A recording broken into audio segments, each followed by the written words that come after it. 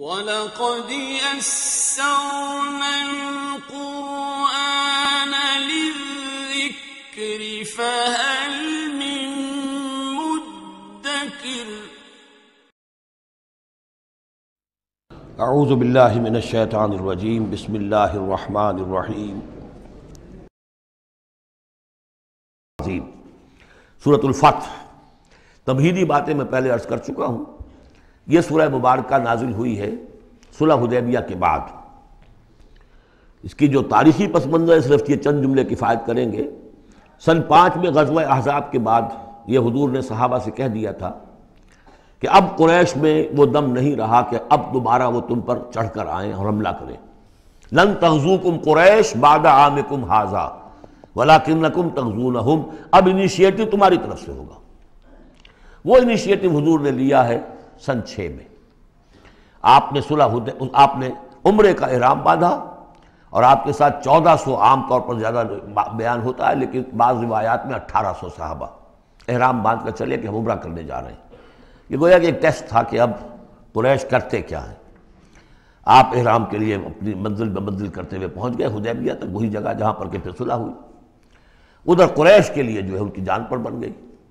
پہلی بات تو یہ کہ ان کی روایات کے خلاف تھا کہ کوئی آئے عمرے کی نیت سے اور ان کو روک دے، یہ عرب کی روایت نہیں تھی۔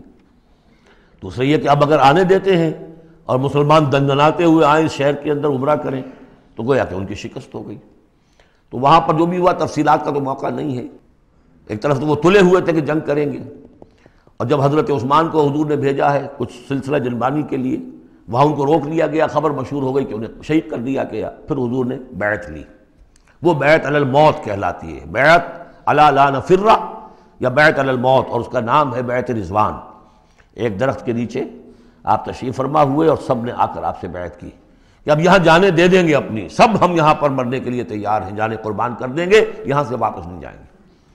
جب وہاں یہ خبریں پہنچی اور انہوں نے کچھ اور اندازہ کر لیا تھا کہ یہ تو بڑے سرفرے لوگ معلوم ہو رہے ہیں، ان میں سے کوئی جو ہے بھاگنے والا نظر نہیں آتا یہاں سے، تو پھر یہ ہے کہ وہ مجبور ہو گئے کہ اب کو صلح کریں۔ پھر صلح ہوئی، صلح حدیبیہ، لیکن وہ بڑی ان ایکول صلح تھی، اس میں مسلمانوں کے لیے ہیوملیشن تھی، اس لیے کہ یہ طے کر لیا گیا اس میں کہ اگر کوئی مسلمان مدینے سے واپس آئے مکے تو اسے مکے والے واپس نہیں کریں گے، لیکن اگر کوئی مکے سے مدینے جائے گا تو واپس کرنا ہوگا۔ اور وہاں پر ہو بھی گیا۔ ابو جندل صحابی تھے جن کو کہ اسی نے، جو کہ وہاں سے صلح کے لیے گفت و شنید کرنے کے لیے آیا تھا، سہیل بن عمرو، اس کا ہی بیٹا عین اس وقت وہ پہنچ گیا، لیکن صلح کے وہ کاغذات لکھے جا چکے تھے۔ اس نے معاملہ مچایا، مسلمانوں مجھے پھر قصائیوں کے حوالے کر رہے۔ حضور نے فرمایا کہ اب ابو جندل تم صبر کرو، جو وعدہ ہم کر چکے ہیں اس کی پابندی کرنی ہے۔ بہرحال اس کو حضور نے، اگرچہ صحابہ تو اس درجے دلگیر تھے کہ ہم یہ دم کر صلح کیوں کر رہے ہیں۔ حضرت عمر رضی اللہ تعالیٰ عنہ سے تو بہرحال یہ بھی کہہ دیجئے کہ زیادہ قرب جو انہیں حاصل تھا حضور سے، اس کی بنا پر ان کی یہ ہمت ہو گئی کہ آپ نے وہ سوال جواب بھی کر لیا جس پر آپ پھر ساری عمر پچھتاتے رہے۔ کہ آپ نے پوچھا کہ کیا ہم حق پر نہیں ہیں؟ حضور نے فرمایا ہاں ہم حق پر ہیں۔ کیا آپ اللہ کے رسول نہیں ہیں؟ آپ نے مسکرا کر جواب دیا ہاں میں اللہ کا رسول ہوں۔ تو پھر ہم یہ کیوں دب کر صلح کر رہے ہیں؟ آپ نے فرمایا کہ میں وہی کر رہا ہوں جو اللہ نے مجھے حکم دیا۔ بس اتنی سی بات تھی جس پر ساری عمر پچھتائے۔ لیکن یہ بات حضرت علی نے بھی کر دی اس درجے میں کہ جب وہ صلح نامہ لکھا گیا، حضور ڈکٹیٹ کرا رہے تھے، حضرت علی کاتب تھے، لکھ رہے تھے، تو اب حضور نے فرمایا یہ صلح نامہ ہے، لکھو محمد رسول اللہ اور قریش کے مابین۔ وہ سہیل بن عمرو نے اعتراض کر دیا کہ نہیں، یہ اگر ہم اس میں لکھیں گے ظاہر بات ہے صلح نامے پر تو دونوں فریقوں کے دستخط ہوتے ہیں، تو میں دستخط کروں گا تو میں تو آپ کو اللہ کا رسول نہیں مانتا، ورنہ اس عبارت کی روح سے جب اس کے نیچے میرا بھی دستخط آئیں گے تو گویا میں نے مان لیا۔ تو حضور نے اس پر بھی مسکرا کر کہا کہ تم مانو نہ مانو میں اللہ کا رسول ہوں، لیکن اے علی مٹا دو یہ رسول اللہ کے لفظ، مٹا دو، وہاں سے لکھ دو یہ معاہدہ ہے محمد ابن عبداللہ اور قریش کے مابین۔ حضرت علی نے کہا کہ حضور یہ میں نہیں کر سکتا، میں اپنے ہاتھ سے آپ کے نام کے ساتھ لکھے ہوئے الفاظ، اب دیکھیے اگرچہ حکم تو یہ ہے کہ الامر فوق الادب، لیکن یہ کہ یہ جو بھی کچھ ہوا ہے تو یہ ہوا غیرت دینی، حمیت دینی کی وجہ سے۔ حضرت علی نے بھی کیا، حضرت عمر نے بھی کیا، دونوں کے طرز عمل میں کوئی فرق نہیں۔ لیکن بہرحال اس کے بعد جو ہے صلح ہوئی ہے، اور مسلمانوں کے دل اگرچہ اس پہ بہت ہی رنجیدہ تھے، اور یہ بات بھی بڑی عجیب تھی کہ وہیں احرام کھول دیے گئے، وہیں قربانی کے جانور جو ہیں، تو اب اس پر جو ہے یہ آیت سورت اتری ہے، اور پہلا لفظ یہ ہے انا فتحنا لک فتحا مبینا، مسلمانوں کی دلجوئی کے لیے کہ تم جسے سمجھ رہے ہو کہ دب کر صلح کی ہے، حقیقت حال کے اعتبار سے تو اے محمد ہم نے آپ کو بڑی روشن فتح عطا فرمائی۔ آج ہم اسے انٹرپریٹ کر سکتے ہیں روشن فتح کس اعتبار سے کہ ٹریٹی کے معنی یہ ہے کہ مصالحت یا صلح ہوتی ہے دو فریقوں کے درمیان جو ایک دوسرے کو ریکگنائز کریں۔ اس کا مطلب یہ ہے کہ قریش نے ریکگنائز کر لیا that Muhammad is a power to reckon with، اور یہ بہت بڑی بات ہے، قریش نے تسلیم کیا، اور تسلیم کرنا جو ہے یہ اللہ تعالیٰ کی طرف سے فتح عظیم ہے۔ انا فتحنا لک فتحا مبینا لیغفر لک اللہ ما تقدم من ذنبک وما تاخر۔ اب دیکھیے یہ ذنب کا لفظ یہاں پر دوبارہ آ گیا تاکہ اللہ تعالیٰ بخش دے آپ کو جو پچھلے ہوئی آپ کی کوئی کوتاہیاں یا گناہ یا جو بعد میں ہوئی، وَيُتِمَّ نِعْمَتَهُ جو پیچھے رہے گناہ ان کو بھی بخش دے، وَيُتِمَّ نِعْمَتَهُ عَلَيْكَ اور تاکہ اللہ تعالیٰ اپنی نعمت کا اتمام فرما دے آپ پر، وَيَهْدِيَكَ صِرَاطًا مُسْتَقِيمًا اور آپ کو ہدایت دے سیدھے راہ کی طرف۔ اب یہ ہے پھر ایک اشکال پیدا ہوتا ہے کہ حضور صلی اللہ علیہ وسلم تو پہلے ہی سیدھی راہ پر ہیں، پھر یہ کہ تمام اہل ایمان حضور کے ساتھ سیدھی راہ پر چلے آ رہے ہیں، اور سیدھی راہ پر چلتے ہوئے اب اہل ایمان کو بھی حضرت ابوبکر کو بھی آپ کے ساتھ چلتے ہوئے کتنے برس ہو گئے؟ 18 برس ہو گئے، تو اب ان کے معنی کیا ہو گئے؟ تو اس پہ بہت سی بحثیں ہیں، یہ تو اب میں تفسیر میں نہیں جا سکتا۔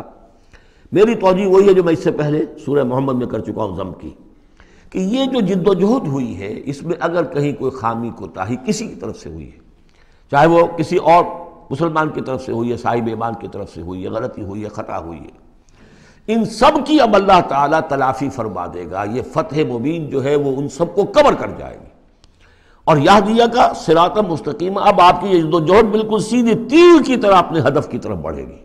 اب اس میں کوئی جو ہے تزلزل نہیں ہوگا، بلکہ آپ کی یہ جد و جہد، اللہ کے دین کی اقامت کی جد و جہد اور اللہ کی حکومت قائم کرنے کی جد و جہد جو ہے سیدھی اپنے ہدف کی طرف بڑھتی چلی جائے گی۔ چنانچہ یتم نعمتہ وہ تو ہم پڑھ چکے ہیں، الیوم اکملت لکم دینکم واتممت علیکم نعمتی ورضیت لکم الاسلام دینا۔ تو دین کا اتمام ایک تو اس شکل میں کہ قرآن میں دین مکمل ہو جائے، شریعت پوری ہو گئی، لیکن اس سے تکمیل نہیں ہوتی اس معنی میں جب تک اس کی ایک عملی ڈیمانسٹریشن بھی مکمل نہ ہو۔ عملی ڈیمانسٹریشن مکمل ہوتی ہے جب اللہ کی حکومت بالفعل قائم ہو جائے۔ تو اتمام نعمت جو ہے وہ صرف کتاب کے اندر اس شریعت کا پورا بیان ہو جانا اور نظام کا آ جانا، اس سے وہ اتمام تمام و کمال نہیں ہوتا جب تک کہ اس کی ایک نشانی، اس کا ایک نمونہ جو ہے، اس کی ایک صورت لوگوں کے سامنے نہ آ جائے، آئیڈیل فارم اس کی جو ہے وہ سامنے نہ آ جائے، اس کا نمونہ سامنے آ جائے۔ تو اس کے لیے ضروری ہے کہ اب یہ جد و جہد آپ کی جو ہے سیدھی اب تیز رفتاری کے ساتھ اپنے اصل ہدف یعنی اظہار دین لیظہرہ علی الدین کلہ، اور یہ آیت آ جائے گی اس سورہ مبارکہ کے آخر میں بھی کہ ہم نے بھیجا ہی آپ کو اے محمد اس لیے ہے کہ آپ اللہ کے دین کو غالب کریں۔